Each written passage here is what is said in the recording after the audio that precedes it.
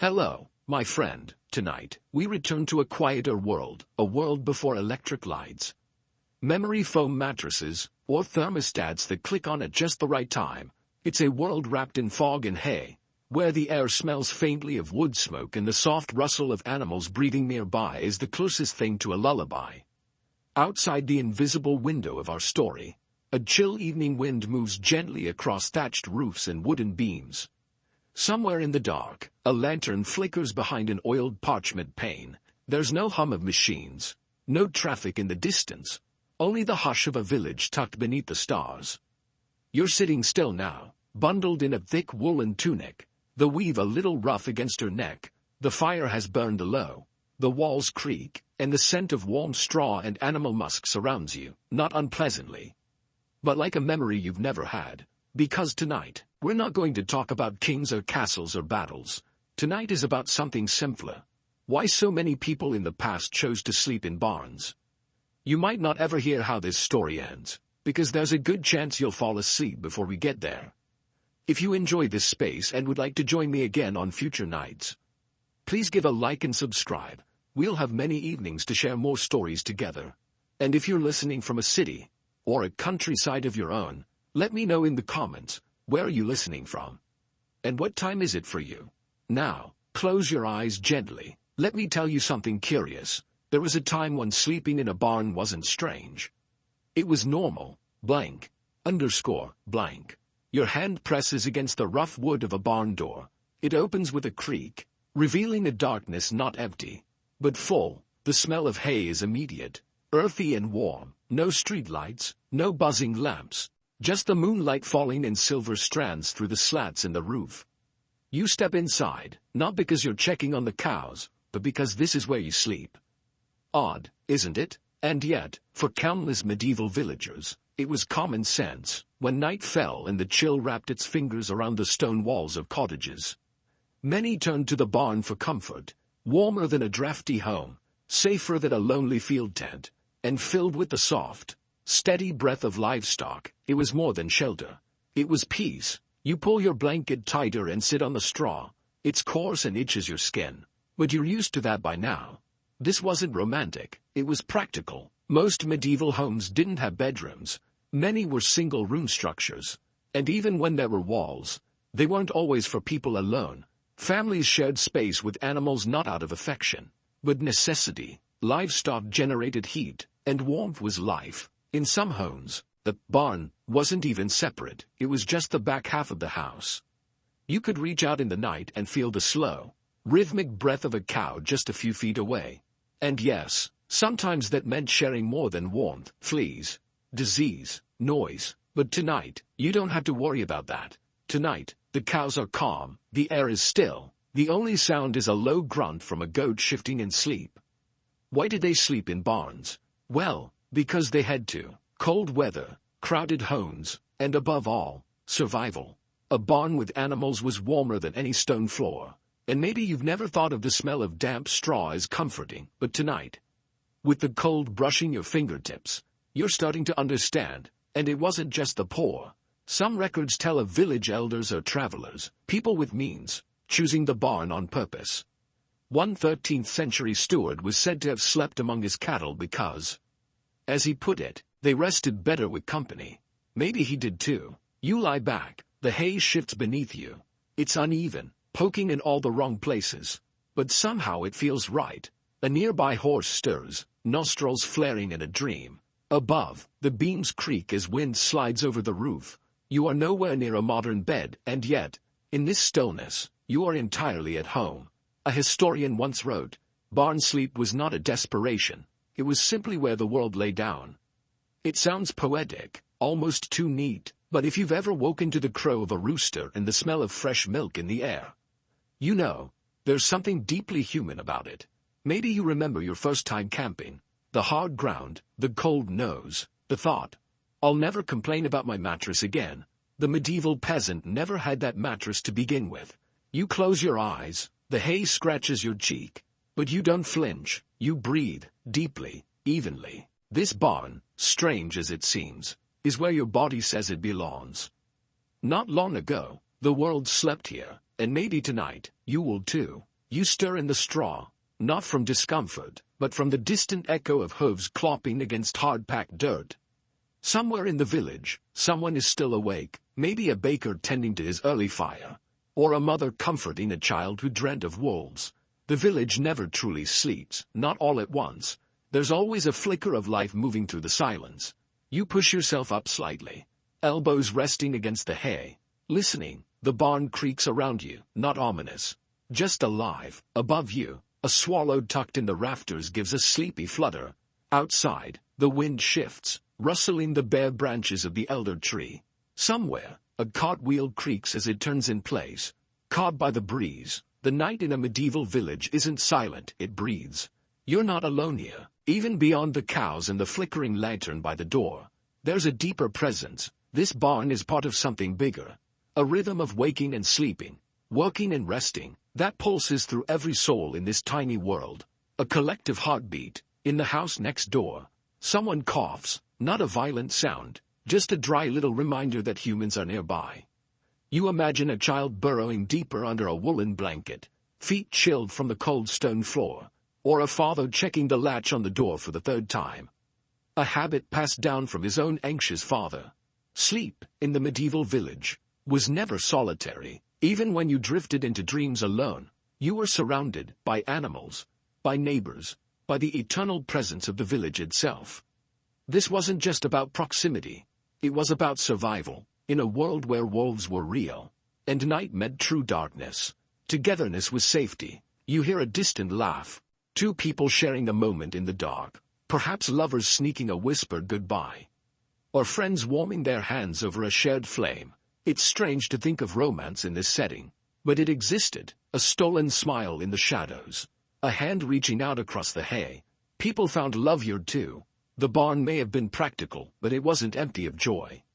Historically, many villages had no formal inns. Travelers would be offered a corner of the barn, a patch of straw near the animals. Hospitality was simple: warmth, food, and shared space. And so, night after night, strangers and locals slept just feet apart, breathing the same cold air, dreaming different dreams. Some historians argue whether this intimacy was chosen or forced.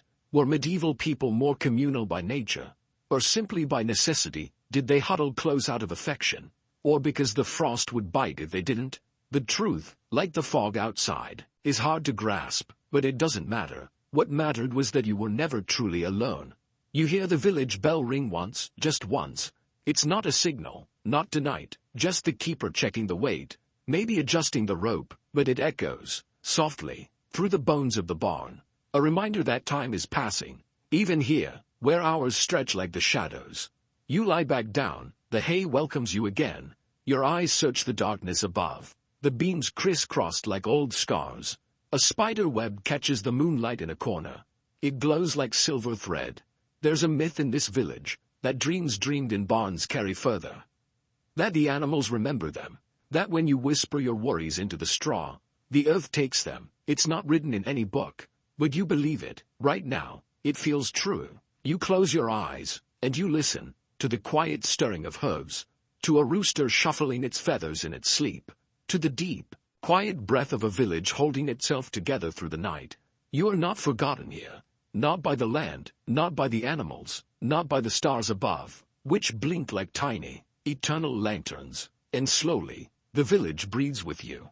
The night deepens, but in your corner of the world, it doesn't get darker, it gets quieter.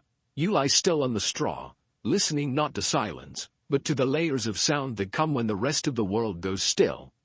A horse shifts its weight, a cow lets out a long breath, somewhere in the rafters a mouse rustles. These sounds don't bother you. They're a lullaby, as familiar as the lines on your palms.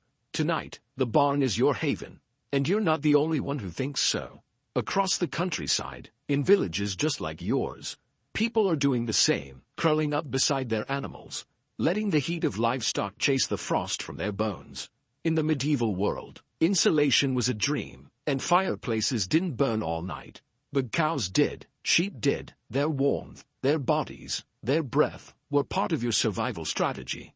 You remember what the priest said last week, during his sermon in the cold stone chapel. God created all creatures for a purpose. Maybe this was the purpose, to keep you warm when the firewood ran out. But it wasn't just about heat. There was safety, too. Animals could sense things. A restless sheep might alert you to a stranger. A dog's low growl might save your grain stash. When you slept in the barn, you weren't alone, and that mattered more than you'd ever admit. Even now, you find yourself watching the animals in the dim light. The cow's eye reflects the moonlight from a crack in the wall. It blinks slowly, drowsily, almost like it knows something you don't.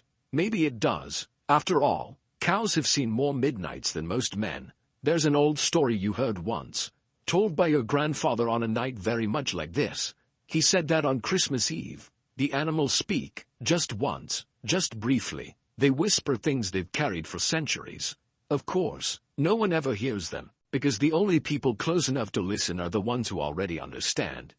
You let your eyes close, just for a moment, not to sleep, not yet, just to rest. But then something shifts, a thought, an old memory, rising with the scent of hay. You remember your mother waking you early, dragging you from your spot near the goat pen to help with the morning milking. You remember how she used to hum as she worked. Always the same melody, though you never learned the words. You never needed to. The tune itself was enough to tell you what kind of day it would be. You remember your father, too, how he used to press his hand against the animals' sides, checking their warmth, their breath, their health, before checking on himself. He once told you, if the animals are calm, we survived the winter, and so far, you've survived. You sit up slowly, brushing straw from your sleeve, and pull your cloak tighter. The temperature's dropped. You can feel it in your joints, in the tips of your fingers. You reach for the small lantern beside you, a stub of wax, cradled in a tin holder, and strike a spark. The light is weak but enough to see by, enough to notice a spider's web shimmering in the corner. Thick with frost, you admire the pattern, the quiet defiance of it. Even here, in a place as rough and lowly as a barn, there is artistry, there is intention. You think, for a moment, about the stories that never get told, the ones that take place not in courts or castles, but here, in barns, stables, mud paths, and kitchens, the places where life actually happens. The places that don't make it into the songs. Your neighbor Marin once said that history only remembers the loud. Kings, wars, revolts. But you're starting to think that history forgets the essential. Like how to thatch a roof, or patch a leak, or soothe a nervous horse in a thunderstorm. You stretch your legs, and the straw whispers beneath you. The cow beside you doesn't stir. She's used to you now. So is the dog curled at your feet, his ribs rising and falling in slow rhythm. There's a kind of peace in being ignored by your companions. It means they trust you. Outside, a breeze picks up. You hear it in the way the barn boards creak, in the rattle of a loose latch. But it's not the wind that makes you shiver. It's a memory, old and sudden, a story your uncle once told, half joking, about a barn haunted by the ghost of a milkmaid who died in the frost. You laugh to yourself, a soft breath. Not tonight, you think. Let the ghost sleep, too. You lie back down and close your eyes again, this time for real. The sounds around you blur together into something steady and low. The scrape of hooves, the sigh of wind, the soft creak of beams above. You're not afraid, not here. You're held by the barn, by its warmth, its age, its familiarity, and somewhere in that comfort, in that ancient, animal rhythm, you begin to let go. You think of all the people across the centuries who've done the same. All the strangers you'll never meet. All the nameless peasants, shepherds, wanderers who've crawled into straw and exhaled into the cold. It's almost holy, this act, so small, yet so constant, a devotion not to gods, but to survival. You whisper a good night, not to anyone in particular, and feel your body soften, your thoughts slow. The night grows thicker, and the barn holds you, as it has always held people like you, through every kind of storm. The rooster hasn't crowed yet, but the air has shifted. You wake slowly, not because you had to, but because the barn itself stirs. The warmth of your own breath meets the cold morning air and forms a faint mist. Somewhere nearby, the cow beside you snorts softly, then falls back into its steady rhythm. You lie there for a while, not moving. The straw cradles you awkwardly but gently, as though it has shaped itself around you in the night. It smells of dust, old grain, the faintest hint of animal musk, unpleasant in theory. But here, somehow, reassuring. There's a stillness now that isn't silence. It's the pause between breaths, between the night that has passed and the day that hasn't quite begun. The barn is dim, just enough light spilling in from a crooked gap in the boards above to tint the beams in silver gray. You notice a spider's thread swinging, delicate as smoke, undisturbed in the draft. The world outside still belongs to the dark, but it won't for long. You shift slowly, muscles stiff but not sore. Your body has adapted, your mind has, too. No pillow, no blanket beyond your wool cloak and the warmth of the livestock. And yet, you feel held. This barn isn't just shelter anymore, it's a cocoon. A world folded inward where your needs are few and met.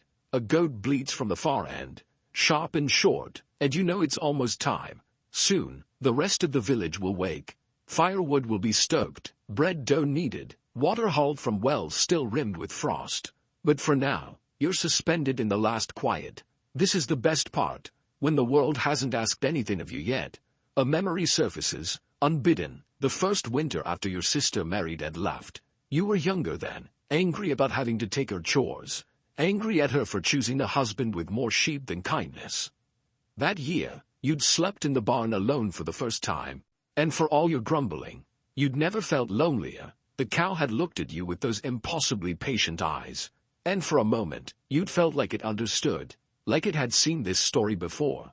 People say animals don't think like we do. Maybe not, but they remember things, patterns, faces, voices. You've seen a dog wait 3 days by the gate after its owner died.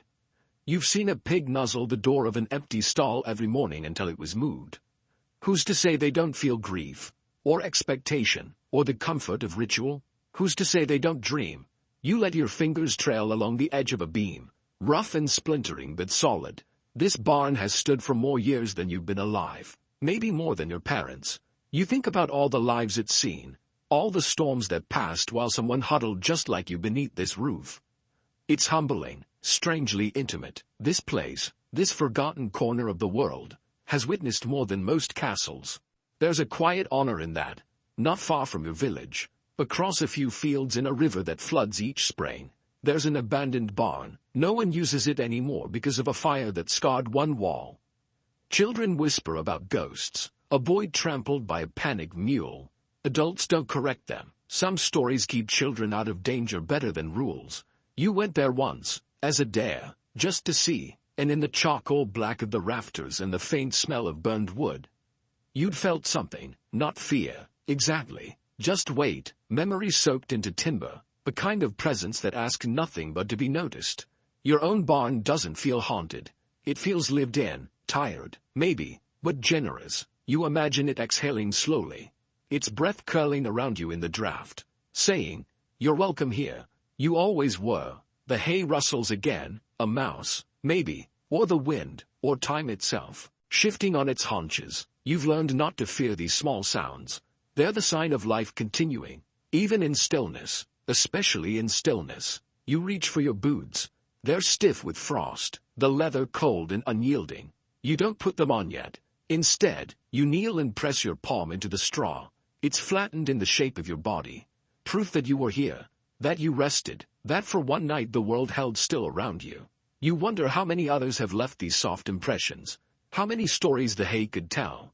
If it had a voice, lovers' whispers, children's coughs, the quiet sob of someone grieving where no one could hear, laughter, prayer, dreams. Some historians claim barn sleeping was purely functional, a response to poverty, space, or weather. Others argue it shaped community, forced shared routines, built intimacy. The truth is likely both, but that's not what you're thinking about now. Now, you're thinking about how warm it still is under your cloak, how your breath fogs the air when you lean forward, how, even though you're technically awake, you don't want to move just yet. Outside, the first rooster cries out, a staggered call, like it's still deciding if it's worth it. Another answers. You smile. It's starting. You sit back against the wall, shoulders pressing into wood worn smooth by time. You run your hand over the knots in the grain. Familiar now, like reading a map of sleep. The animals begin to stir, snorts, flutters, the creak of hooves. They know the routine better than you do. This hour is always the same. You think about what you'll do today. It's not a long list. Feed, water, Check the fence where the boards sagged. Help old Vera with her firewood. Nothing urgent, nothing glorious, just what needs doing, and that's enough. You stand slowly. The cold bites but doesn't sink in. You've been here too long for that. You gather your things, cloak, lantern stub, the bit of bread you saved, and pause at the barn door. Light has started to seep into the world. Pale and soft, you hear a dog bark, a child cough, a bucket clangs. You press your hand to the doorframe one last time, and then you step outside. The barn exhales behind you. You awaken slowly, not from noise, but from light, the softest light, the kind that slips through cracks in the barn wall like water finding its way. It's morning, though the sun is shy. Your eyes blink open and land on a beam of pale gold stretching across the floor, illuminating motes of dust dancing like tiny spirits. The barn hasn't changed, but you have. Sleep has softened you, smoothed the roughness from your thoughts. And now you lie still, watching the world reappear in fragments. There's no alarm, no phone, just breath, and birdsong, and the rustle of a hen scratching near the door. You don't move yet. There's a magic in these first few minutes that can't be rushed. Outside, the village stirs. You can hear it, barely. A clatter of wood as someone opens their shutters. The squeak of a wheelbarrow. A distant yawn. Even the animals shift with purpose now. The cow beside you lets out a long breath, then rises, hooves thunking against the straw. She knows it's time to begin again, and so do you. Slowly, you sit up. Your cloak slides from your shoulders, heavier now with the chill of dawn. You rub your eyes and stretch, every joint crackling in quiet rebellion. Your body remembers the cold night, but it also remembers surviving it. That counts for something. You stand, brush the straw from your tunic, and step toward the barn door. The latch creaks as you lift it. The door swings outward, and there it is. Morning. It's not bright, not yet. The sky is a sheet of pewter, brushed faintly with lavender at the edges. But there's movement, and promise. Smoke rises from chimneys, thin and white. A rooster announces himself with unnecessary enthusiasm. A child giggles, unseen. It's a new day, the same as yesterday, and different too. You step outside and feel the earth under your feet. Not soil, exactly, but something firmer, shaped by use. Generations have walked here, dragging feet heavy with sleep or hurry. You add your own prints to theirs, and walk toward the well, where a bucket already waits. You haul water, slowly. Your arms are tired, but you don't resent the work. In fact, it steadies you. There's a kind of dignity in repetition, in doing the same thing your grandparents did, and theirs before them. It's not glamorous, but it's real. With the bucket full, you return to the barn and splash water onto your face. It's freezing, and it bites your skin awake. You smile despite yourself. Some sensations are too honest to fight. You light a small fire near the barn's sidewall, shielded by a ring of stones. The flames are modest, but they do their job. You heat a small tin pot with grain and milk, stirring with a wooden spoon so worn its handle remembers more hands than yours. As it thickens, you hum, the same tune your mother hummed. No words, just sound. When the porridge is ready, you sit on the threshold of the barn and eat in slow spoonfuls. Watching the village fully emerge, doors open, tools clank, people wave without speaking. You nod back. There is no need for chatter here. Life is language enough. A dog runs past, one of Marin's. You think. It pauses, looks at you, tail wagging once before disappearing around the fence. These are the stories that never get written down, not because they're unimportant, but because they're constant. You don't write a song about breathing, but where would we be without breath? In the distance, you see someone tending to a roof. Another splits logs. A child carries a bundle of herbs with both arms, struggling not to drop them. The world is small here, but full of motion, of intention, of quiet persistence. And that includes you. As you rinse your bowl and douse the fire, you pause for just a moment. You look back at the barn. The roof sags a little. The boards creak, but it has held you through the night. It didn't need to be beautiful. It needed to be enough. And it was. You return inside, gather your few belongings, a blanket, a tin lamp, a small cloth bag, and sling them over your shoulder. You're not leaving for good. Just for now. The day has its duties, and you will meet them. But before you go, you place your hand on one of the wooden posts near the barn door. You press your palm flat against the grain, feel its texture, its temperature. You're not sure why, maybe as a thank you, maybe as a promise. Outside, the sun finally breaks through, a single ray piercing the clouds like a blessing.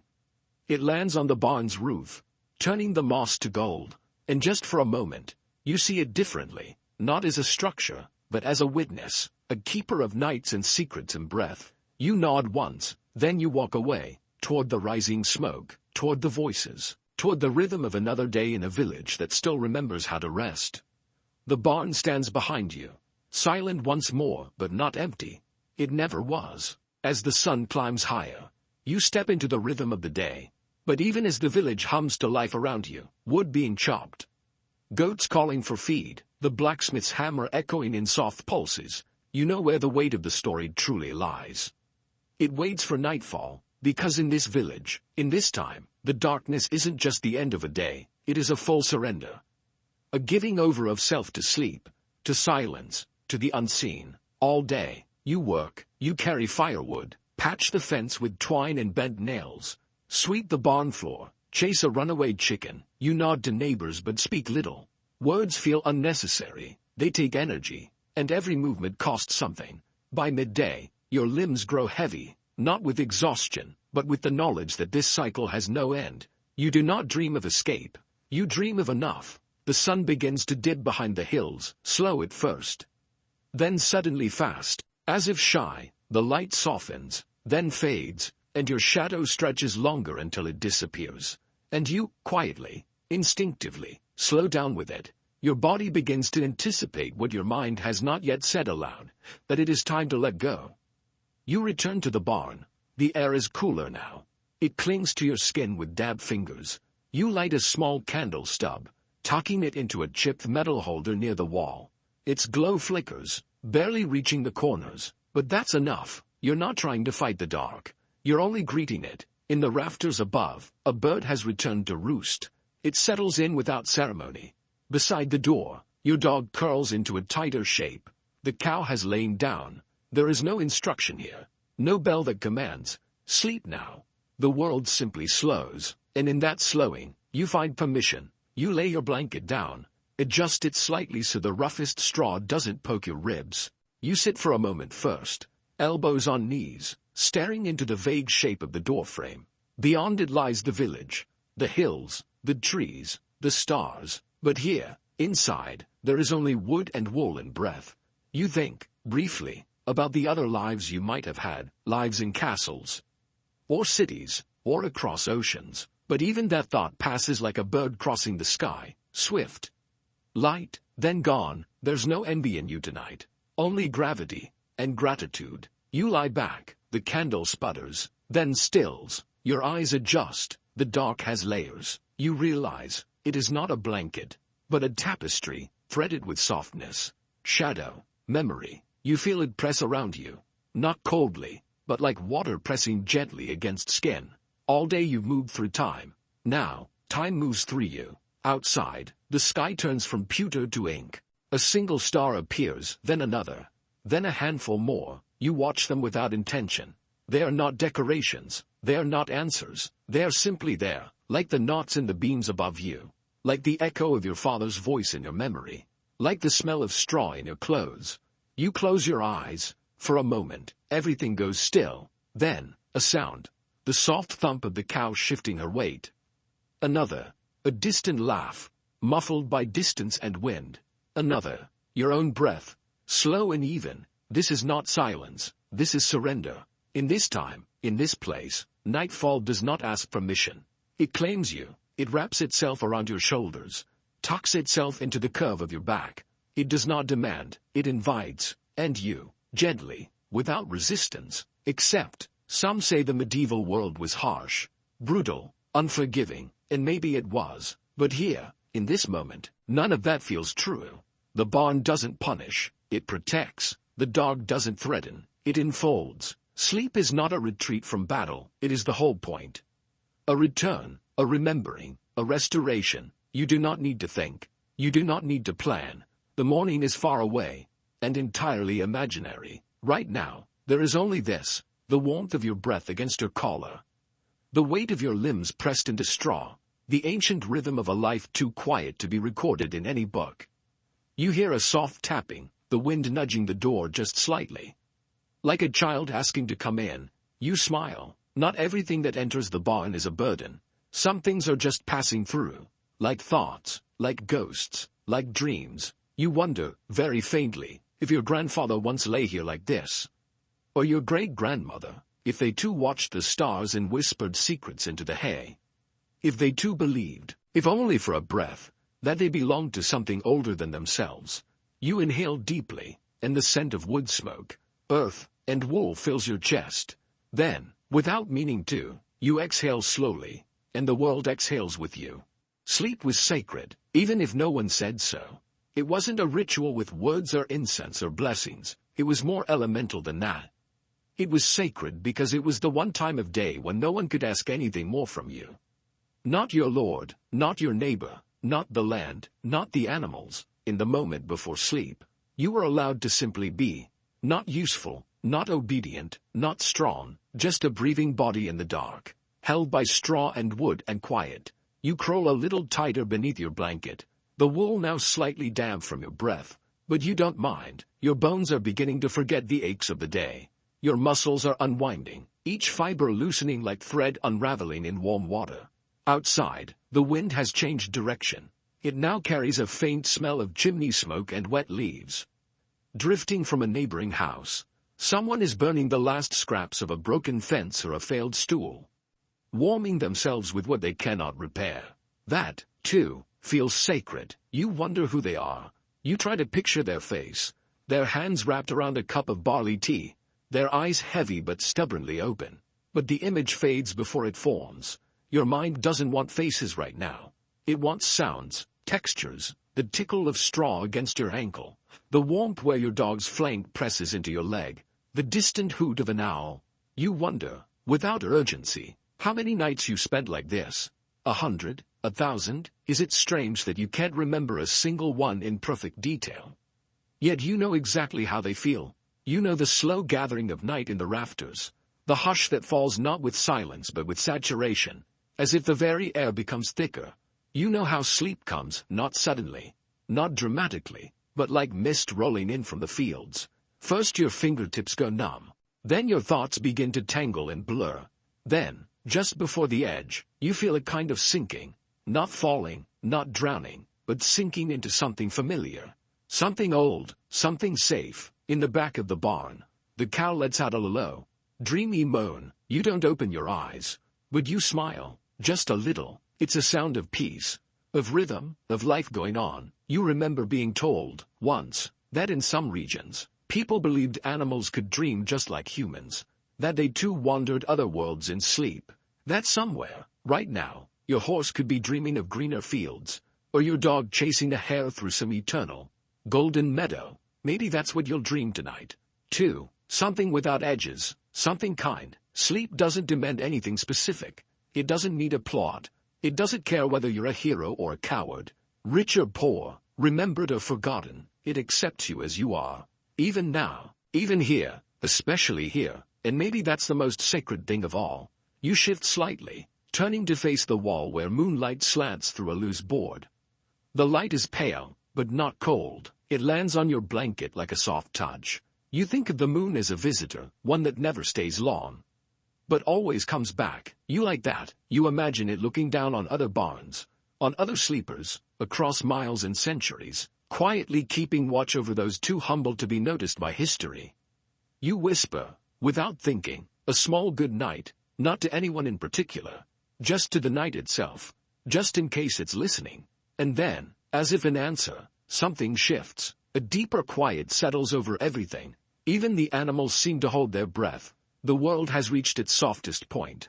The in-between, not quite dream, not quite wakefulness. A place where your thoughts float rather than run.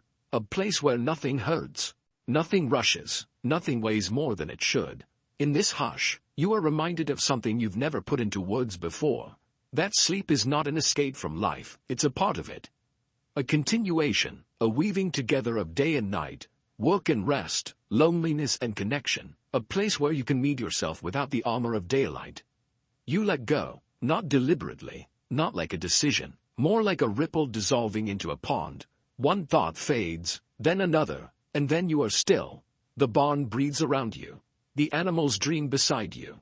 The stars blink silently above, and your body, loyal and tired, slips fully into the old, slow rhythm of rest. Sleep takes you, not like a storm, but like a tide, and you do not resist. You never needed to. You awaken briefly, not from noise, but from the absence of it. The barn has gone still in a way that feels deeper than before. As if even the animals have paused their breathing.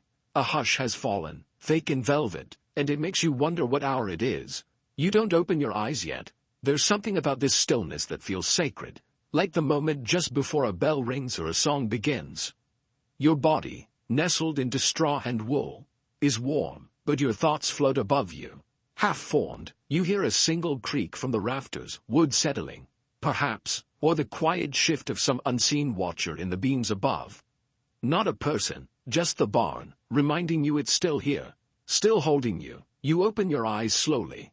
The light hasn't changed much. It's still night, though perhaps the deepest part has passed. You've slept for a little while, or maybe longer. There's no clock to tell you, only the instinct in your bones and the temperature of the air. It's colder now, though not unkindly so. The animals are quiet again. A soft snort from a horse, a sleepy shuffle from the cow nearby. You reach for your blanket and pull it higher, tucking your knees close. The barn smells of earth and dust and the faint memory of sun-warmed hay. You feel no fear, only presence, only time moving like water through a narrow stream. Slowly, without rush, you wonder how many nights have passed like this, over how many centuries, not just in this village, but in villages scattered across valleys and hills you'll never see.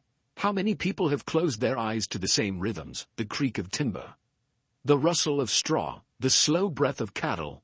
How many stories began and ended beneath roofs just like this one?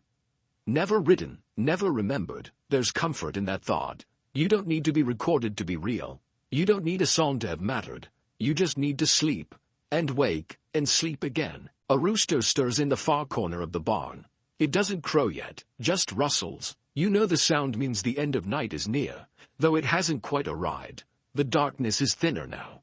Not gone, but softer, like the last embers of a dying fire. You sit up slowly, rubbing warmth into your hands, your palms still marked faintly by last season's work. The ridges in your fingers tell stories older than your voice could hold. You touch your thumb to your lip, a small gesture, habitual, a check for dryness, for quiet. You breathe in. The air is colder now, crisper, cleaner. You can smell frost, and beneath it, the faint tang of metal from the tools in the shed nearby. The world is sharpening itself for morning.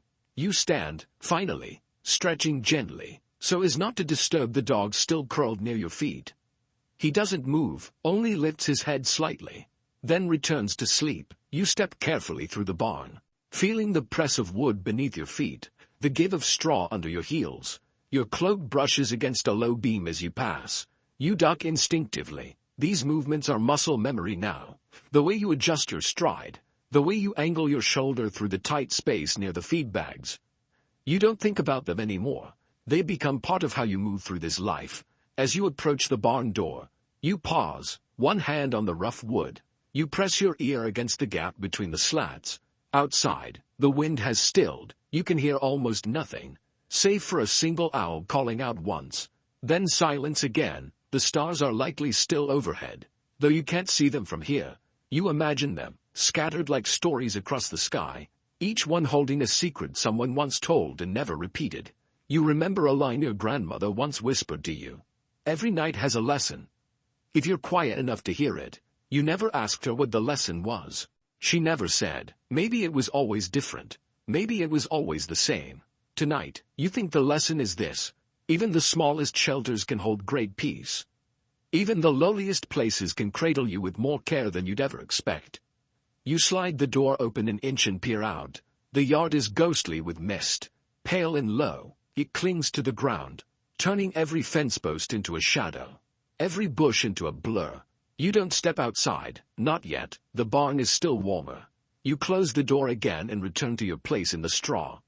The animals stir slightly, sensing your motion, but they settle quickly. The rhythm of the barn reclaims them. You sit for a long moment, hands in your lap, gaze unfocused. You feel not tired, exactly, but softened, like dough left to rise, or a candle slowly pulling at the base.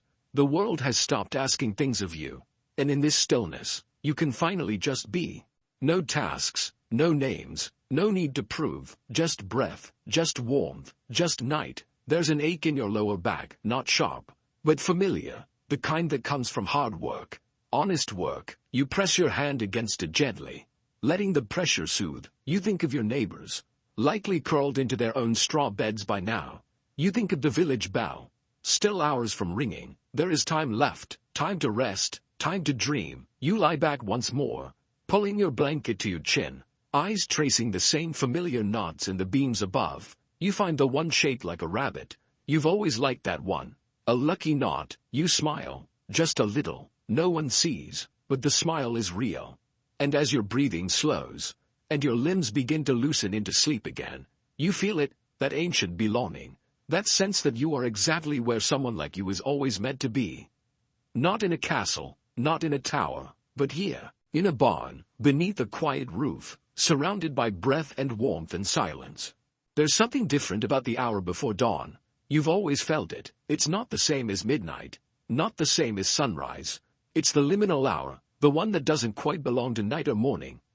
And as you lie there, in your nest of straw and shadow, you realize you're awake, not fully, not sharply, just gently, soft at the edges. Your thoughts drift like smoke. You can feel your breath against your lips. It's even, calm, but your eyes remain open, tracing faint patterns in the rafters above, where the last of the moonlight has faded and left only suggestion, shapes rather than lines, presence rather than detail. It's quiet, still. Even the animals seem caught in this pause between worlds. The cow nearest to you breathes slow and steady, a small puff of steam rising with each exhale. The dog at your feet hasn't moved in hours, but you can feel his warmth like a second blanket. Outside, the mist still clings to the ground, and the horizon is just starting to blush, more idea than color. This hour doesn't ask anything of you. It doesn't press or tug. It simply allows you to exist, in stillness, in silence, in softness. You think, briefly, about rising, about stepping out into the yard, greeting the morning before it fully arrives. But you don't move, not yet. Something tells you to stay, to let this moment stretch just a little longer. Because once the sun comes, everything will shift, the chores will begin, the village will hum, the bell will ring. But for now, nothing is expected. You are not a worker, not a son, not a neighbor. You are just a body in the dark, breathing in rhythm with the earth. You roll onto your side, facing the barn wall. The wood is cold to the touch, and your fingers trace one of the old knots in the beam. It reminds you of something, an old story, maybe, or a childhood game. You used to pretend the knots were maps, each swirl and twist leading to another land. You remember naming one, the hollow tree, and another, the river without end. It was silly, of course, but comforting. Even now, there's a part of you that wants to follow those lines, to imagine a world inside the wood, one where you don't have to tend to goats, or patch roofs, or haul water uphill, one where the barn itself is a ship, and the animals your silent crew, and the stars above your only compass. A faint sound reaches your ear, familiar and distant, the creak of a door. Somewhere in the village, someone is stirring, perhaps old Tom, always the first to rise, lighting his fire before the frost bites, or maybe the baker's boy, up to knead the dough before sunrise. You imagine them rubbing sleep from their eyes, wrapping shawls around their shoulders, stepping out into the chill with the same reluctance you feel now. You're not alone in this hour. The village is beginning to breathe again, quietly, like a song restarting from its middle. You think of your mother. Once more, she used to say the hour before dawn was holy, not because of prayer, but because it was when the world listened best, when the trees leaned in, and the stones held their breath. You're not sure if you believe that, but right now, it feels true. You sit up slowly, careful not to wake the dog. Your back aches, but in that honest way, like a well-worn pair of boots or a patched shirt that still holds strong. You stretch your arms overhead and feel the pull of every hour you've lived in this place.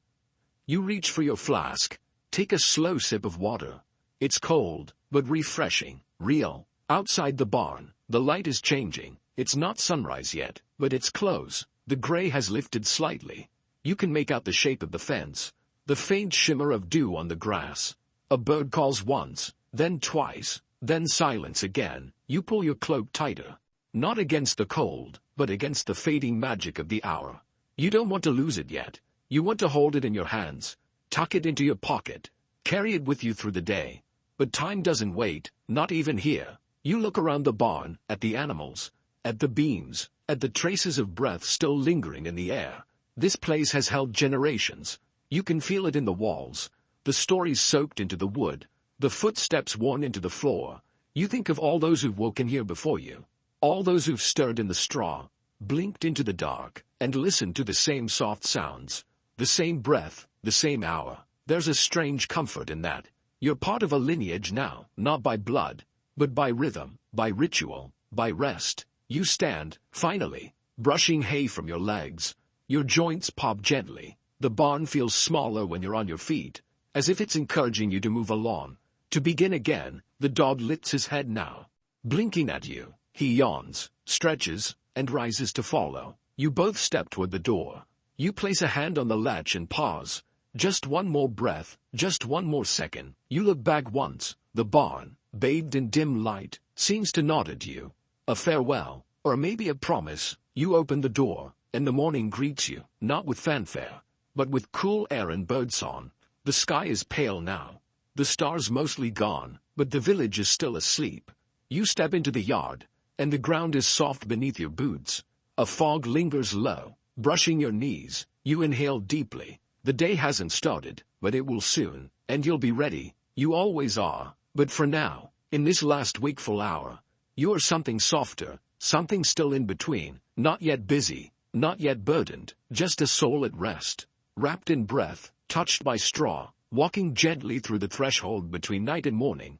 P10. The door closes behind you with a soft thud, and the barn exhales. It always feels that way, doesn't it? As if the building itself knows when you've left, and settles just a little deeper into the ground.